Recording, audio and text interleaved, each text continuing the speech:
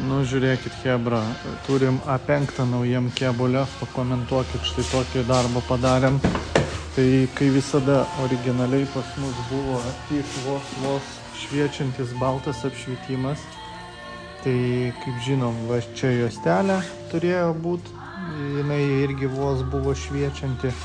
Tai šituo atveju mes padarėm pilniausią komplektą, kokį tik įmanoma. Tai centrinė panelė po kairę, po dešinę prie vairo, tada papildomai kelmas prie pavarų dėžės svirčio, štai taip pas mus atrodo krentantis šešėlis, dabar čia dinaminis režimas, tai štai taip persilieja tos spalvos. Kojo apačia taip pat padaryta ir va čia centrinė panelė prie vairo, irgi krenta šešėlis, va čia ir ant panelės gražiai apsišviečia ir kažkiek ant sėdynių, štai taip pas mus atrodo duris, tai va šitoje va vietoj, kur buvo juostelė, pagal originalą vos toksai pimsius kažkoks prasišviečiantis būdavo, tai dabar bent jau ir prailgėjo ta juosta ir, ir kaip matom, visai kitoks ryškumas.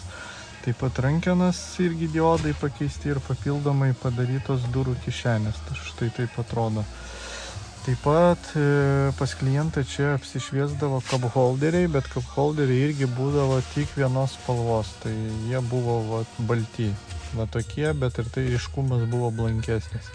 Tai dabar, kaip matom, ir cup holderiai keičia spalvą, tai violetinė, rūžava, mėlyna, čia dabar toksai dinaminis režimas įjungtas. Tai mašinai tikrai pagražėjo. Dabar mašinai tikrai fainiau.